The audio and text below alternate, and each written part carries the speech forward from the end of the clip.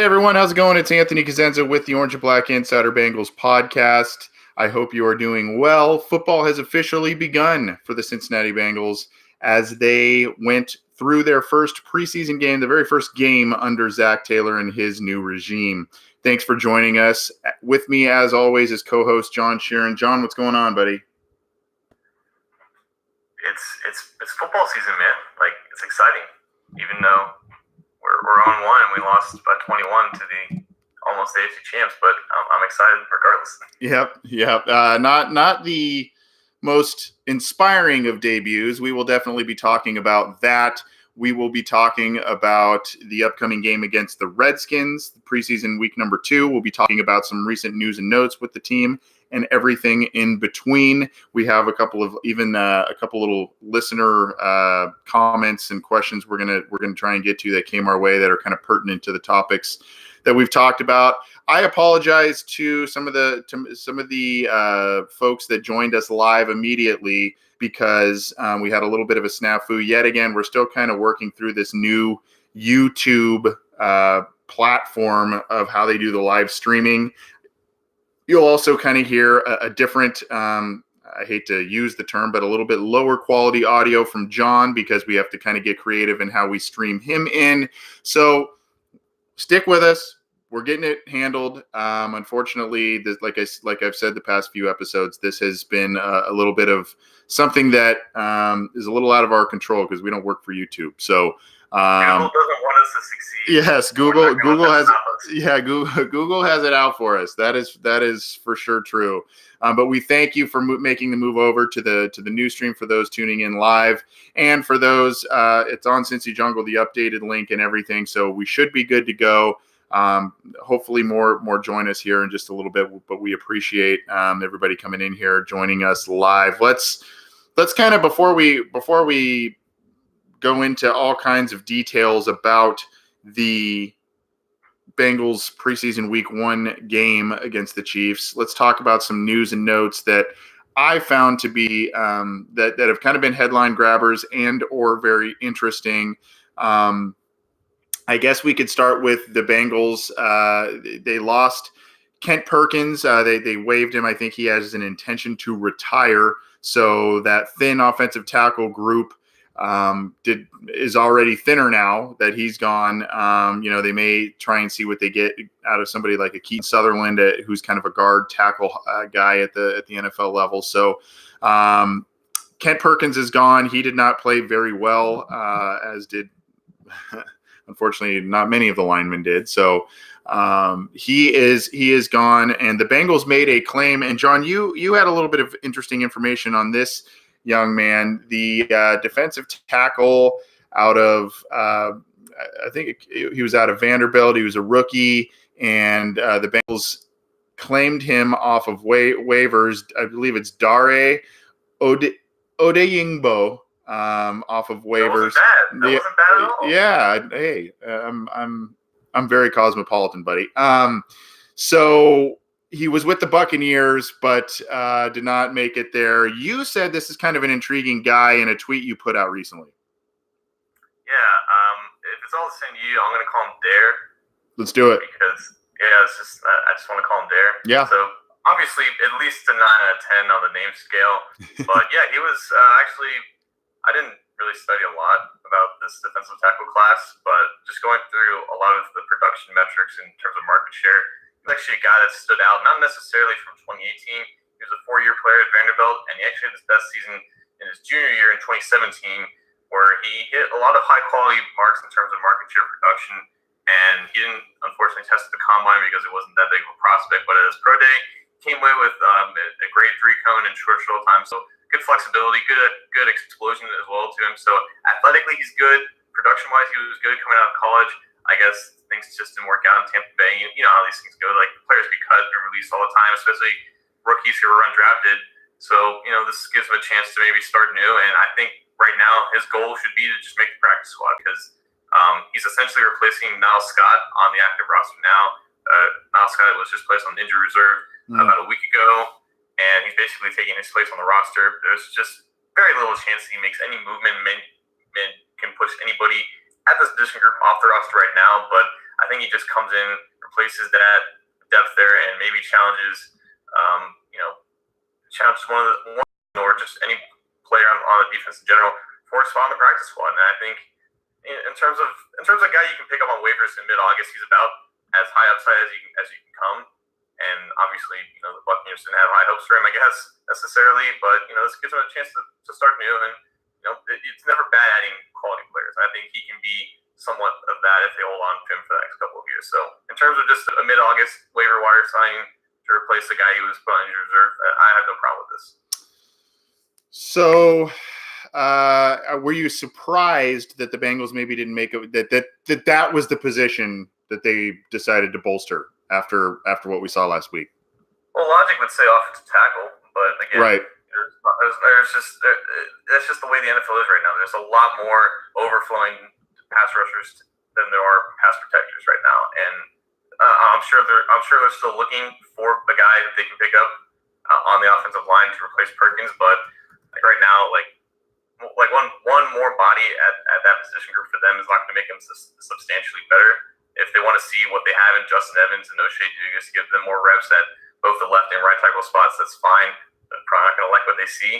But yeah, offensive tackle depth right now has never been worse for the Bengals, and specifically with a team that has always, before 3 or 4 years ago, had always had solidity at that position. It's really, really, really dire right now because, again, if you're going into 2019 with Andre Smith as your best bet as a backup swing tackle, you're not looking too hot.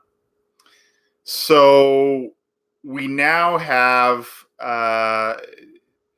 and maybe this was an indictment of what the quarterback play looked like from the backups on Saturday, but Jeff Driscoll now is getting looks at different special teams type of situations. He's getting, I think it's wide receiver and special teams. So, and Zach Taylor made a note, hey, this is a guy that is wanting to do what's necessary to make the team. Good sign, bad sign. He did not do anything really impressive on Saturday, whereas Finley looked pretty good. Is this a way that they maybe get creative to keep a guy, an athletic guy on the roster, maybe like that kid from the Saints that does all kinds of different stuff? Or is it this isn't looking so great in terms of his outlook on making the team at any position?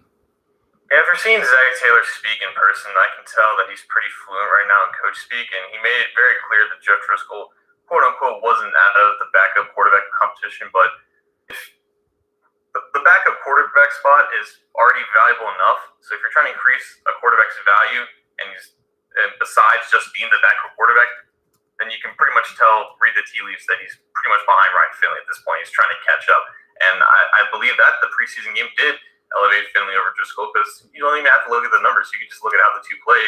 Finley looked a lot more poised, a lot more accurate. There's still a lot wrong and needs to be adjusted with Finley's game. But then you're thinking, okay, Finley's the rookie. He's the guy that they invested in. Driscoll is the guy who's been here for a couple years. And also, I'm going to say it, there is obviously some bias towards Zach Taylor and against Marvin Lewis when they used Jeff Driscoll at wide receiver before, and then he got hurt. Everybody blamed Lewis, even though Taylor's pretty much doing the exact same thing for the exact same reasons to increase the guy's value because he's athletic. And the most impressive things that we saw from Driscoll last year were the things that he did with his legs. Because when this guy has the ball, he can make things happen at the quarterback position. And if you put him at receiver and give him some plays, give him the ball in his hands, he can make stuff happen with that. So I think Driscoll is like the perfect guy to do this in the preseason. But in terms of what the backup quarterback battle is right now, it's pretty clearly that Finley's too, and he's going to have to mess up royally for Driscoll to get those reps back. And if they're doing this for Driscoll now, it pretty much tells us that Driscoll needs to do basically everything in his power to keep his spot on the team. Because there was, a while ago we were thinking about, hey, maybe Finley's not going to get to the certain point that they wanted to, and Driscoll's going to be kept on the roster because of that. Well, now if Finley has already reached this point, it's going to be 2 quarterbacks unless something drastic goes wrong. And Driscoll's only chance of staying on is if you do more than throw the ball, which is, again, already has a lot of value to it. Yeah, so a lot of interesting stuff that I think some of which is has been predicated on some of the performances we saw in Week 1 against the Chiefs from certain players and position groups. I think some of it is what I feel, John, is that I don't think we're seeing a finished product in terms of a roster being constructed going into the regular season. I think they're going to continue to tweak, maybe make a move, probably not on these high-end type of trade for a Trent Williams thing, but I think they may scour the waiver wire after final cuts, and what they may come out with as a final roster after their final cuts, they may see someone out there and add another one or two names. Do you agree?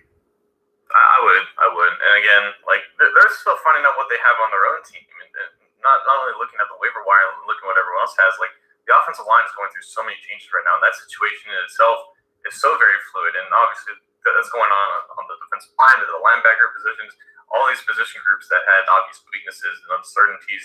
With new eyes looking at the situation, this situation is extremely fluid, and a lot of the spots that are under a severe competition are far from over. And yes, this next preseason game and the next two after that will tell us a lot about where the situations are going. But I think definitely this is a sign of how progressive they're going to be, at least relative to how progressive the Bengals can be in terms of talent acquisition before the season starts. But they're not necessarily strangers to these kinds of moves, I guess, looking at the years past. But I do think we will see, a couple in that nature as the roster takes its final form when they cut 37 of these guys.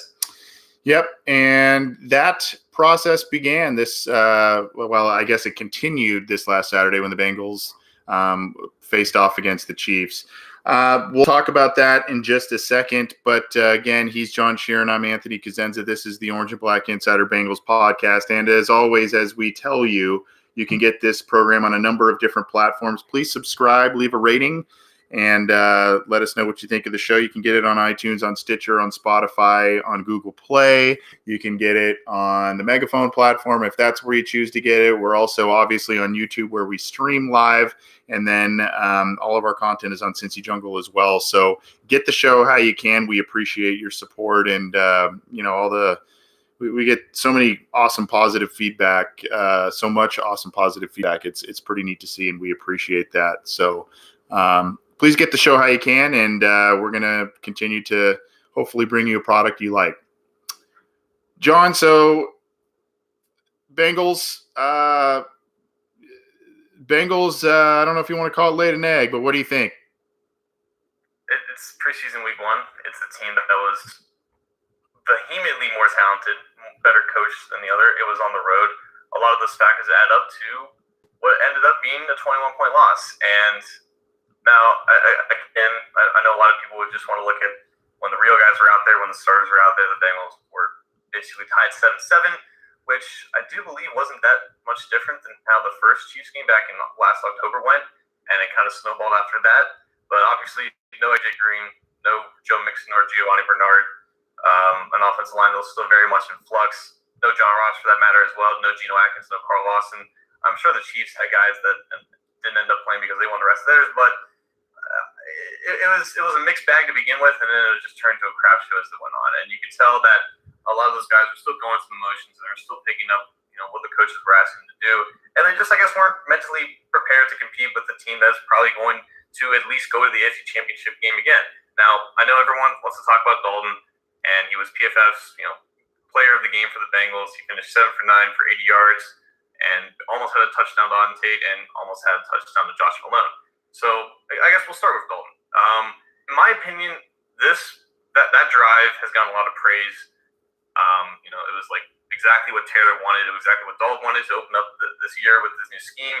And I just feel that depending on how you feel about Dalton as a quarterback, that performance, that one drive shouldn't really sway your thoughts on him and how he's adjusting to this new offense in any positive or negative way. I feel like if you were more pessimistic on Dalton, you could look at, that blatant, egregious 5-yard underthrow to Josh Malone as a sign of the consistency of his arm strength, and then he followed it up with a perfect dime to Auden Tate. And so you can look at that angle. You could look at the fact that he converted a lot of third downs. You spread the ball around to Josh Malone, Tyler Boyd, and Tate, and Trevion Williams as well. So I think it was mainly a mixed bag for him personally.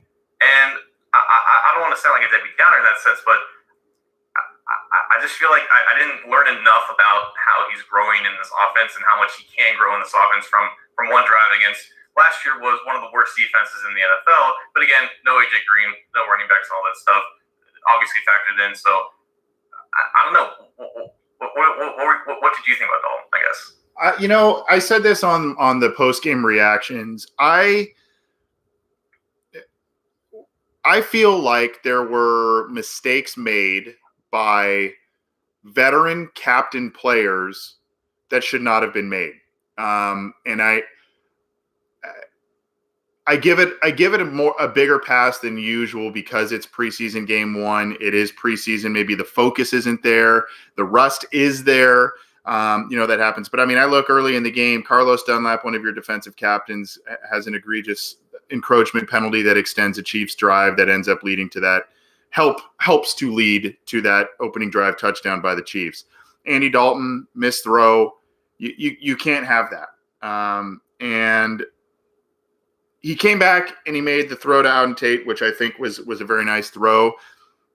Ironically, he makes that throw in tighter coverage, and he doesn't make the throw when the play's wide open. I don't know. I don't want to overly criticize Andy Dalton because we know that is just a sensitive issue among so many Bengals fans. But I just look at it and I think to myself, these are just mistakes that you can't make, that especially that your captains can't make.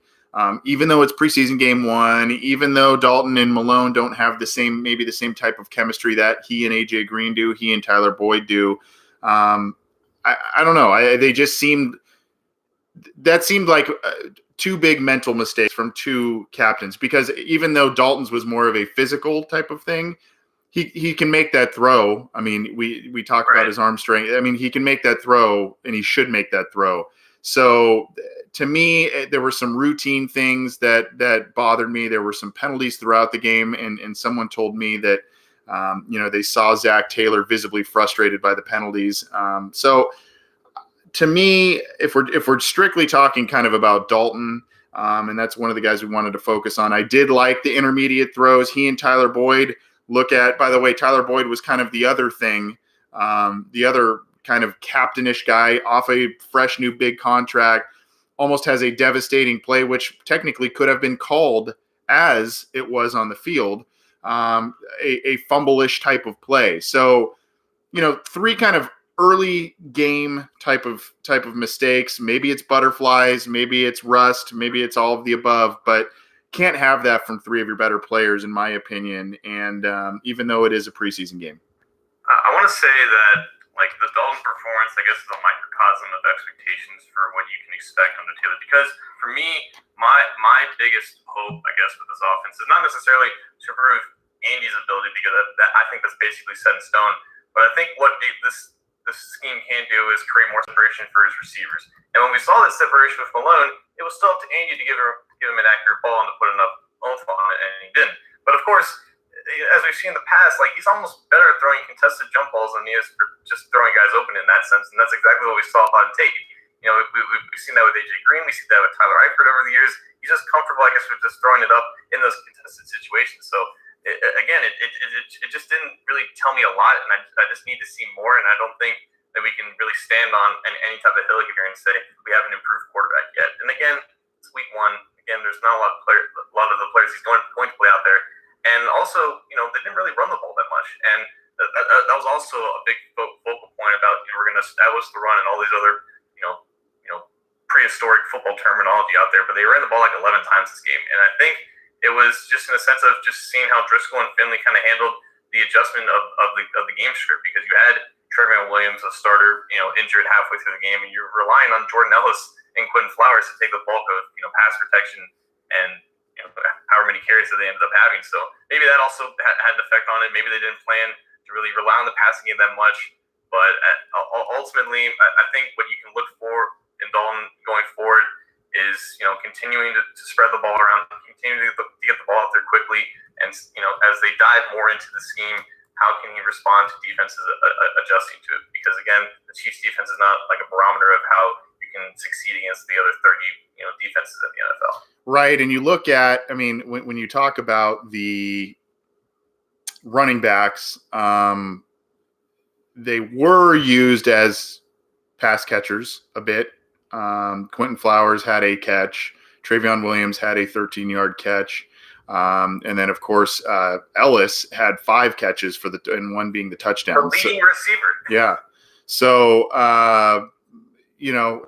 so if they're not maybe running the ball, they are using them as receivers. One thing I wanted to bring up, and this is kind of something that we could have, I guess, segued a bit more fluidly from the last segment into this one, but we usually like to get to fan questions on our standalone listener questions episodes, but every once in a while we like to talk about some of these questions that come our way from fans on this weekly show. We got one from Kevin Evans, and part of the reason I wanted to do it, this was via email. Part of the reason I wanted to do it is because he says, "Who Dey from the Bahamas."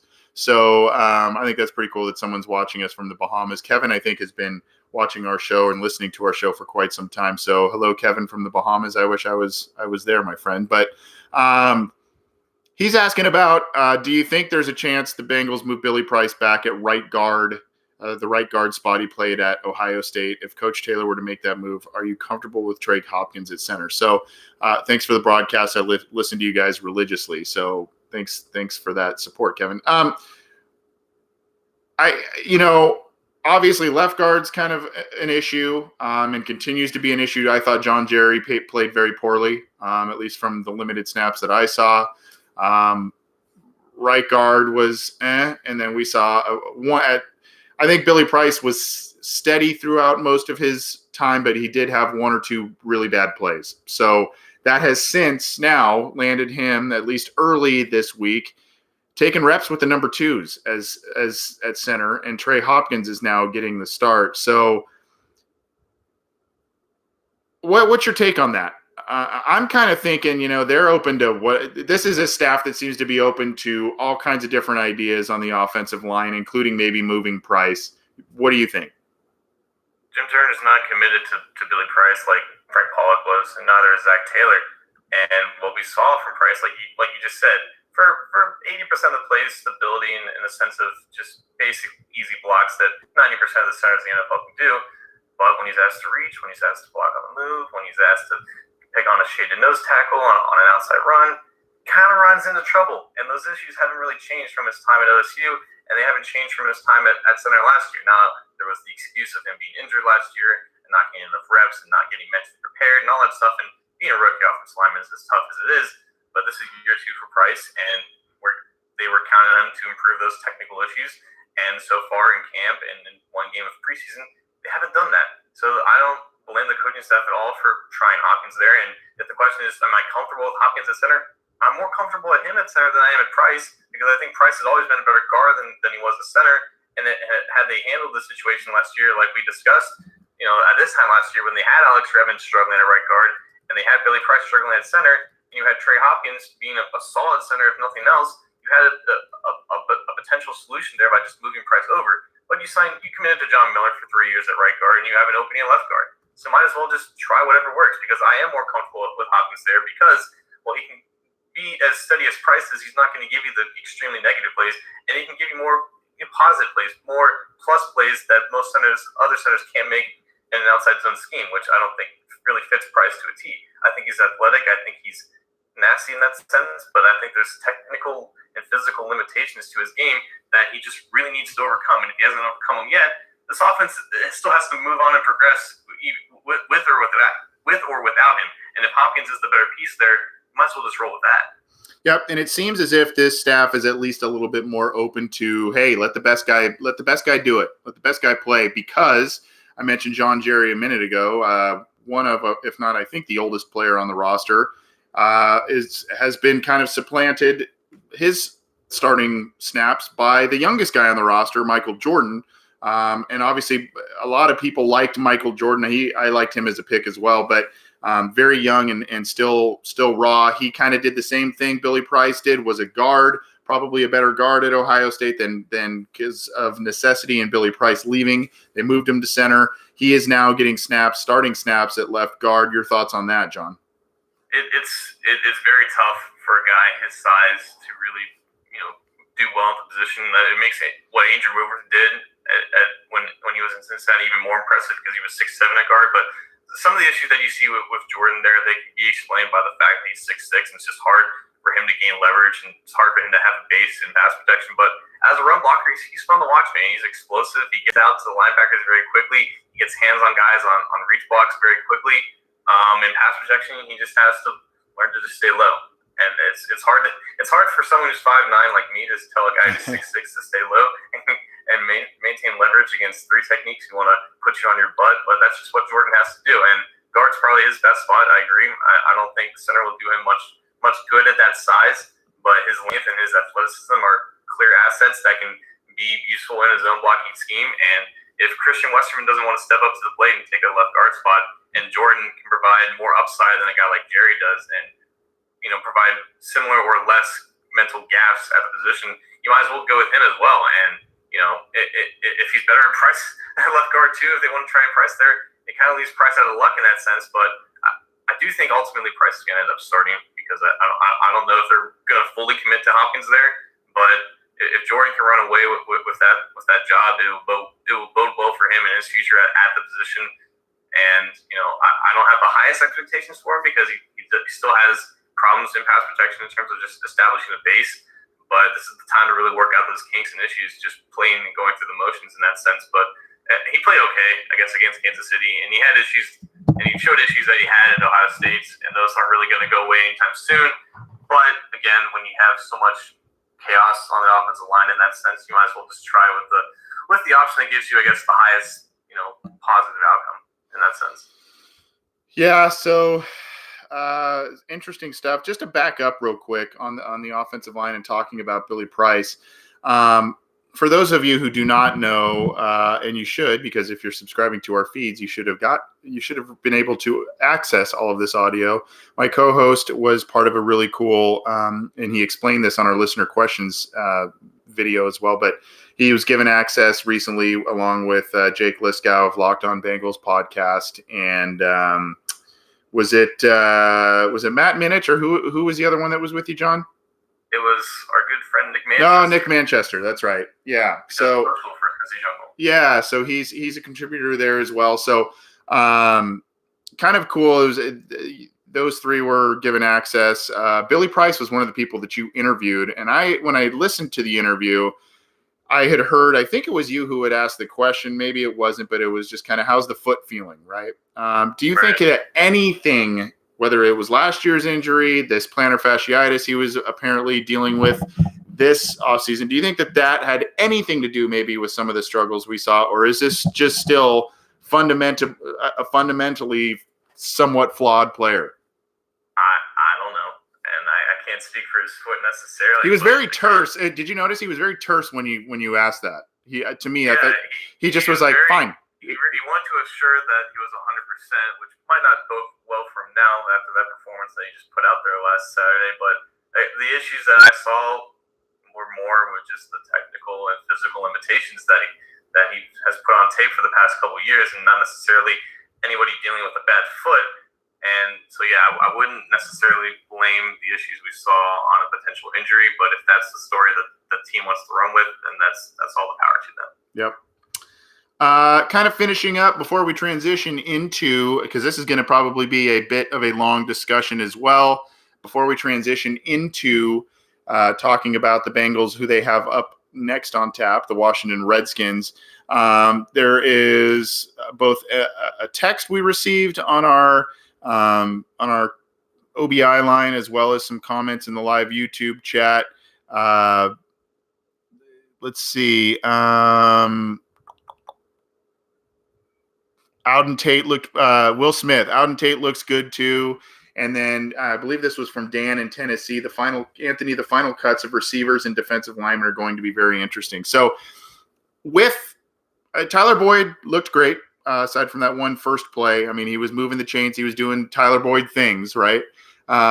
So aside from him, the Bengals were down AJ Green. They didn't have John Ross, so they needed Josh Malone to step up. He would have had an explosive stat line had that pass we discussed earlier been converted. There are, I thought Tate stepped up nicely, made that nice high point grab. Stanley Morgan made a couple of nice grabs. Damian Willis, the guy who's been wowing in camp, was a little quiet in the actual game, but the depth there at wide receiver looks pretty good. And, I think people, especially at wide receiver, it seems every year there's these guys that people get hyped about, and they, inevitably one doesn't make it, and they're never, we're going to lose them. They're going to go somewhere else. And then usually the Bengals are able to get them on the practice squad. But that being said, pretty big scrum between Morgan, Tate, and Willis at this point for one, maybe two spots in that position group. What do you think, man? Auden Tate, he just continues to kind of make plays. The separation from cornerbacks is an issue, but it's not as big of an issue when he's able to grab the ball right over them, right? Yeah, right. And the biggest variable here is Cody Core, because I think there's going to be at least 6 receivers on the quote-unquote final roster, and I'm more leaning towards 7 being the number, because I think they're just going to have Green there and just not activate him until he's ready, like 3 or 4 weeks into the season. So they're going to technically have 6 able-bodied receivers on the roster, and maybe not have like one of them dressed. But Cody Core, I think, is still the biggest variable, because they still have him playing first-team special teams. They have him playing at the flanker spot over, in place of John Ross, who's still currently injured.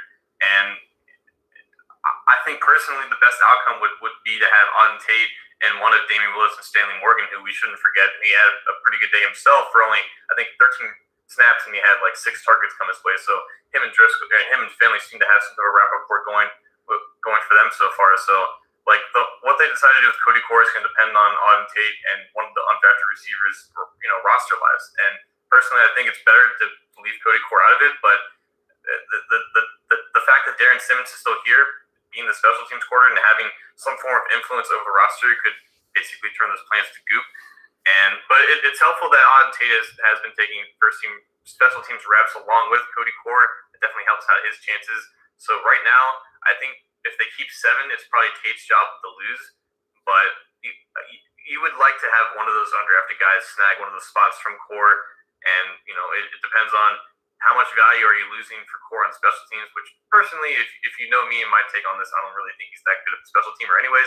I think there's just a certain level of trust in that whole, better practice player and guy who listens to the coach more thing than what he does in the game. But I think you would be best keeping Tate and one of those undrafted guys, basically whoever looks the best going up to September.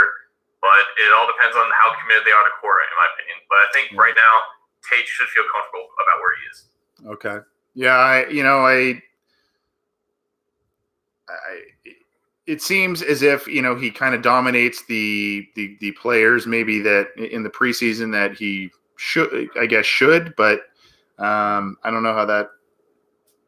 know if that's going to, I don't know if that's going to translate in the regular season against starting players, that sort of thing. It's just preseason and regular season are definitely two different beasts there. Closing up on this, this was a question, and this is kind of a question that I had, but someone in the live YouTube chat, and I'm going to try and find it here. Basically, they said they think that the depth looked pretty good. I don't necessarily agree with that. What team is he talking about? Yeah, I think the Bengals. I need to kind of see if I can find that one again. But basically it's something that somebody brought up, and I don't know exactly how I feel about that. Like I said, going into this game, I kind of feel like certain areas are very deep and other areas are not at all. So did that translate to you? Did that feeling translate to you as well? Not at all. Not even a little bit. Like that was like one of the worst. Like even for backup offensive lineman standards, that was just an abysmal performance up there. I don't think anyone would argue that the Bengals offensive line is in any good shape for what it is right now. Packers didn't look good. We're talking about Malik Jefferson talking about Sean Davis, the undrafted guys, Noah Dawkins and Sterling Sheffield. You had Tony Lippett out there playing major snaps, getting penalties and missing tackles all over the place. Just not even close. Like the Chiefs were dominating them, and they were just making silly mistakes. They're racking up penalties. Unfortunately, getting involved in some crappy pass interference review calls that went against them. But the Chiefs just dominated this game, and again, it's backups against backups. But you just have to recognize that one team was coached a lot better than the other, and the talent disparity right now between the Chiefs and the Bengals are just not close. And by halftime, you're just like, this game needs to be over. I can't watch any more of this Chiefs team dominating the Bengals right now. But no, I'm not exactly comfortable with the depth at all right now. There's some reserves and some backups that I think can be better, but from a macro standpoint, no, I'm not comfortable at all. So we're going to close up this segment here in just a second, but we've got somebody calling in on the line. Hi, this is the Orange and Black Insider. Who's this? How you doing? This is Terrell. What's going on, Terrell? Hey, it's been hard to catch you guys. You know what I mean? I've been catching shows every time I get a chance, and I just wanted to tell you guys though, you, Anthony though, man, I'm trying to tell you that if whenever Jeff Hobson retire, man, you got to be the next one up, man. For John though, and for John, you got to be the next Dan Horde, man. I like it. Well, I appreciate that, man. We're doing our little thing in our own little corner, and I appreciate it. But I will say I have had the pleasure of speaking with Jeff Hobson a couple of times, and he is a heck of a nice guy. But outside of our internal problems, I just want to say that I just feel that we out of this draft for real. Like I just feel like I'm seeing Mac Wilson blowing up, doing things. Jalen Hurd, Debo Samuels, DJ Metcalf, and different players just blowing up. I know it's the first preseason game, but I'm just saying. And I do love with Zach personality coming out with he basically just wants the best man on the field. You know, he did with Marvin, like, the clapping hands and just, come on, guys. But you can see the facial expression of that he's mad that the penalties and the lack of tackling. I just like seeing at least a coach that is not saying he's mad, but he just disappointed. He just really wants to be better. And I just want to share that with you guys, though, man. But yeah, just keep it up, and everybody watch. Like I said, I got people trying to watch y'all too. So. Oh, I appreciate that, man. I appreciate that. Well, keep in touch, man. We'll talk to you soon. I appreciate you checking in.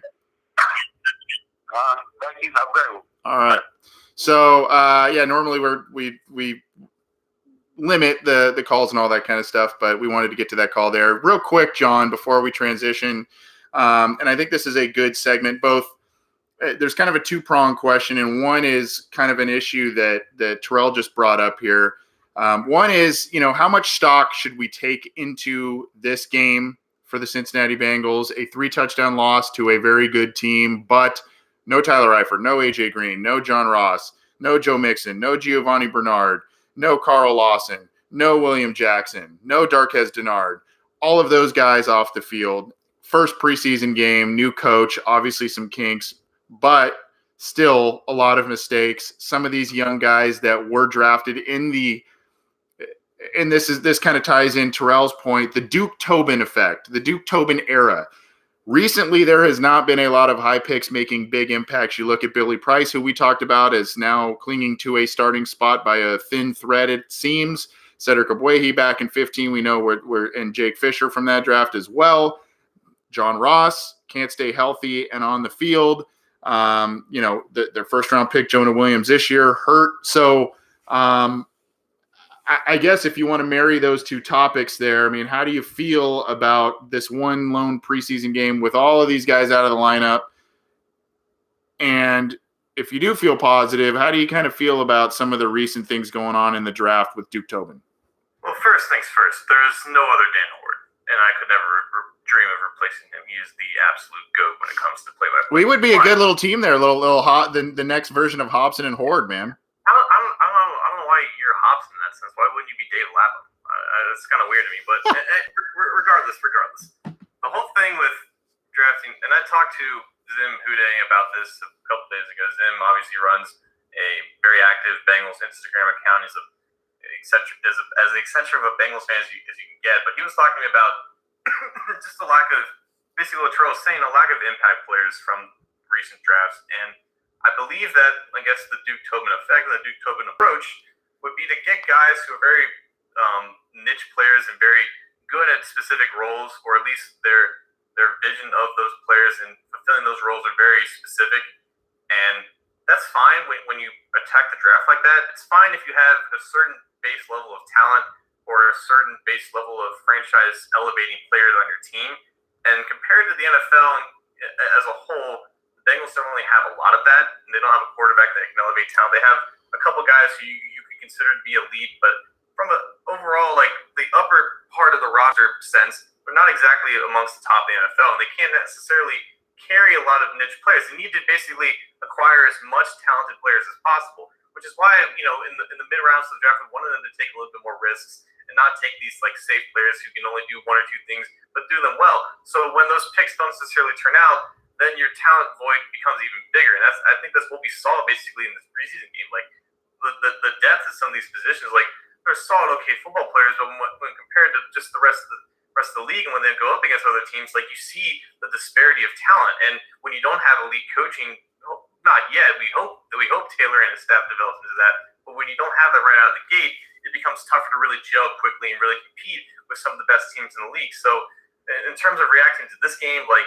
there's not a lot to take away from it because there's a lot of injuries in that sense, but it basically tells us that they just still have a long way to go, and we can't really crown them as playoff contenders just yet. I think that's still a little bit too far-fetched for me personally right now. I'd like to see what this team does with more talent, but the starting 22 that came out there is very similar to what I guess they had last season late in the year when they had all those injuries. So as we've seen, like it's not going to be that much different if they suffer a lot of injuries again and be completely injury plagued in that sense, and how it's not going to be that much different in terms of players carrying the load and replacing and compensating for those losses. If everyone stays healthy, it can be a completely different story. But if everyone stays healthy and the Bengals is not a very it's a very volatile comparison, very volatile dynamic in that sense. So my takeaway is that we just need to see more. And one drive with the starters is not really going to sway my opinion back and forth. But obviously the backups and the depth needs a lot of work and a lot more coaching up and a lot more time to just gel with the system. One of the big things that will show Zach Taylor's worth, or show him cutting his teeth as a coach, is creating, and his staff in general is creating schemes and creating plays that minimize the matchup weaknesses of the players that they'll be putting out there. If they can do that, if they can really play to their specific players that they're trotting out there, to the strengths of those players, this team can be a competitive team. If that's going to be too big of a hill to climb, and really maybe some of us are overestimating the talent of some of these players that they are putting out there, then that's not this could get ugly pretty quick. But I think that having a Joe Mixon, a Gio Bernard, and Eifert and Ross and Green and all of those guys back obviously make a huge difference. But none of those guys, there's no Lawson, there's no Jackson, but that defense looked a little lost, which was not very good to see. And Taylor, first time NFL head coach, Callahan, first stint as an offensive coordinator in the NFL, and Anarumo, first time as a defensive coordinator as well. So a lot of inexperience from the major trio of coordinators and coaches there. This is the Orange and Black Insider Bengals podcast. He's John Sheeran. I'm Anthony Cosenza. We're going to get out of here in just a few minutes. But we're going to talk about the upcoming game and what to watch for against the Redskins. Before we do, I want to remind you to get this show on iTunes, on Stitcher, on Spotify, on Google Play, on Megaphone. You can get it on YouTube and CincyJungle.com. John, let's talk about that. Let's segue this. Really one of the things, just kind of talking about a little bit of the question that I just mentioned to you in terms of your concern level of what was on film what was put on film by the Bengals last week against the Chiefs. Do you now, I mean, a lot of people don't take a lot of stock in preseason. Is this a game where you can maybe, especially with guys coming back, it's the second preseason game, so maybe some of these starters will get a few more snaps than they did. I think they played one drive. Both teams, they basically played like one drive, and then they were done. Is this a game where you say, okay, maybe now I can have a little bit better gauge and read on this team, or is it still kind of, it's still too early? I think it's still a little too early, but I think the Redskins and Chiefs differ in various ways. Obviously, the Chiefs have Mahomes and explosive offense, but I think the Redskins, in terms of front seven talent, have a lot more to offer than the Chiefs. And when you still have a gelling offensive line with potentially two new starters out there, Michael Jordan and maybe even Trey Hopkins, it's going to tell us a lot about how that group is going and how the depth of that group works. Because, like, the Redskins got beat by the Browns in Week 1 preseason 30-10. So that there's also a barometer that you can use in terms of believing if Cleveland's the real deal and how the Bengals fare up against them. But in terms of how the offense moves the ball against the Washington Stars compared to how they looked against Kansas City, that could be something that you look at it from a comparative standpoint. The Bengals defense is going up against a rookie quarterback in Dwayne Haskins. How much he plays will be interesting to see, and how they adjust to him, and how he really handles facing the Bengals defense, and how much that they pressure him, how much that pass rush still looks without Geno Atkins and Carl Lawson, to see if guys like Andrew Brown and Jordan Willis can continue to improve in the snaps that they get. I think one more game is not going to really sway my opinion in any way, or is going to make me more or less confident in that sense. But there's different strengths and weaknesses to this Redskins team, and obviously going 1 week into the preseason, the starters and the key contributors are going to play a little bit more. And it's a back-to-back road game, and it's another hostile environment, and it's going to be interesting to see how this team responds. So what would you prefer to see if you had the choice between one of the two occurring? Continued kind of consistent play from Andy Dalton in that first team offense, kind of what you saw for the most part, aside from that one throw last week, like some consistent showing his comfort level in this new offense, them putting up some points and moving the ball a bit, or would you rather see an improvement from the defense this next week? Yeah, I think a similar game script for Dalton's opening would be fine with me. I don't know how much Mixon and Bernard are going to play for that first drive. I imagine that they would both get a handful of carries and around 10 or 12 snaps each. But yeah, obviously defense against the Chiefs was completely porous. They gave up an 83-yard drive to open the game, and they're going up against Case Keenum now. And that Redskins offense doesn't really have a true number one receiver to really boast and whatnot. And their offensive line, the Redskins are dealing with their own crisis in not paying Trent Williams, or not trading Trent Williams, or not satisfying Trent Williams in any way, shape, or form. He's been absent from that organization for rightfully so, because of ran by one of the worst owners in sports.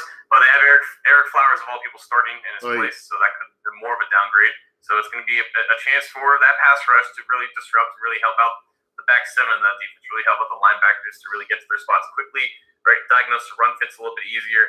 Good chance for Billings to work against those interior guys, and good chance for Sam Hubbard to really have a good game against a guy like Flowers. And how that depth responds to kind of getting run over towards the second half against the Chiefs. I would love to see obviously an improvement in the defense, and I think it will be a little bit easier for them because they're not facing one of the best offenses in the NFL. Who are give me 3 players you're going to be watching for this week? I'll continue to watch Stanley Morgan to see if he still gain a high volume of targets per snaps, because again, 6 targets and 13 snaps kind of tells me something, if nothing else. I'm going to watch Mike Jordan again to see if he does start at left guard, how much he plays at either guard spot.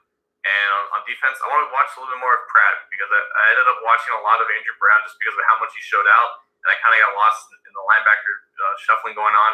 I think Pratt overall had a very up and down game in terms of being a little bit slow to diagnose and react to the run game, but had some looked solid in coverage in terms of just recognizing and going to his zone. So those are the 3 players I'm going to pay more attention to this time.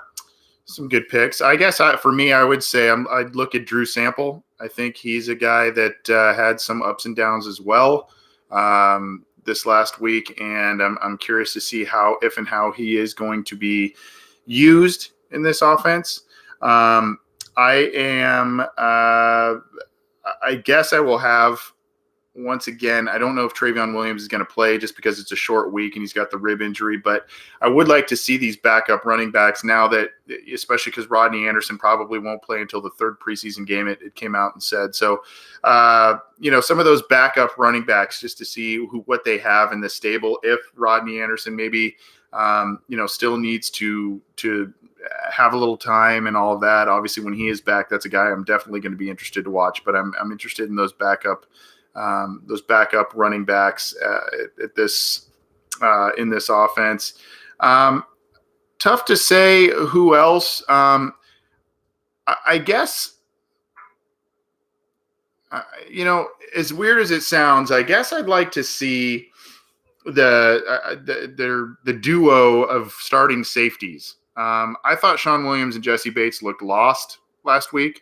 There were a couple of plays, including one to Travis Kelce, where Williams didn't even turn around, and it netted like a 36-yard gain. And it just kind of continued to show that the Bengals are not doing very much, or I guess they have not improved very much in terms of guarding tight ends and running backs, at least if we're taking that sample size that we saw last week. So those are some of the players I'm going to be looking at that I'd like to see some marked improvement from going forward. Any other final thoughts or impressions of observations you'll be kind of wanting to see from this game, John? I just had such a tough time watching that second half. I just hope I can get through another one. I would say that I think the defensive struggles in general, it's the Chiefs offense, man. Like nobody has implemented a more successful adaptation of the air raid than Andy Reid and Patrick Mahomes, and the offense is going to continue, ripping up defenses to shreds. So I think that, this performance will be a better sense of judgment for where the defense is right now. And again, no Geno Atkins or Carl Lawson's going to change that a little bit, but if they show, not substantial improvement, but just noticeable improvement against a Case Keenum-led offense, I think we can gain a little bit more confidence, but it's really going from one extreme to the other because the Redskins offense isn't as nearly as complex and as horizontally oriented as the Chiefs are. So I think we can draw some different conclusions after this game. But if they continue to struggle, then on the opposite end, if they continue to struggle, then we can officially start hitting the panic button, I would say. Yeah, Jamie Craig in the live YouTube chat says Ryan Finley in game 2. That's definitely a guy to watch. He's probably going to be getting second team snaps based on what occurred, what he did last week and what Jeff Driscoll did not do last week. And based on some of the moving around that Driscoll has done. One thing, John, and maybe this will be more prevalent in game 3 of the preseason rather than game 2, but one thing I will be watching for, and you kind of briefly touched on it, is when Andy Dalton and that offense is kind of off script, right? So usually the first drive of a game, a team in an offense basically has a script of plays that they work on throughout practice. And then as the game goes on, obviously, and it ebbs and flows, you would hope they transition and do different things. But I'm curious to see, with maybe some more extended playing time with Andy Dalton in this offense, I'm curious to see what kind of going off those scripted 8 to 10 initial plays that they work on throughout the week. I'm curious to see what they look like and the success rate from there. I think that's going to show a lot for Dalton and Taylor and all those guys. So that's something I'll be looking for. Yeah, I agree, because when you have those pieces missing or on the sideline right now, it requires more for the quarterback to just kind of handle things on his own and just try to make things work in that sense. So no AJ Green, no Eifert, no Ross. You have Boyd, your safety blanket, but really push these receivers to make more than just the routes that they're running. To try to get extra yardage. Try to extend plays in that sense. The Redskins defense is primed to be exploited. The Browns' first team offense ripped them apart. In week 1, Baker Mayfield had a very successful drive against them, so there's no reason why the Bengals can't do the same. Yep. Well, enjoy the game this week, buddy. You and I will be working it. And for those wondering, we will be working the game for CincyJungle.com. So definitely keep it there for news, opinions, analysis, breaking stuff throughout the game.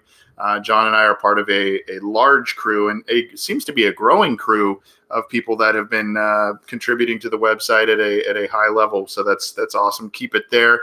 We'll also take we'll probably be taking the airwaves after the game, immediately following the game. Either John and or myself will, to do some post-game reactions. That's probably going to occur on Cincy Jungle's Facebook feed. That's probably where we will do it. And if it is there, then we will then transfer the audio and video to our other channels. But we'll probably do that. And then, of course, bring you some other things in the coming days, weeks, and months. So keep it to us. Thanks for tuning in, everybody. Thanks, John. Appreciate you continuing to deal with these YouTube changes. There's been a lot of them, but we're charging through it. Yes, we are. Well, thanks, everybody. Check out the show where you can. Thanks for tuning in live, and enjoy the game this week. We'll see you next time.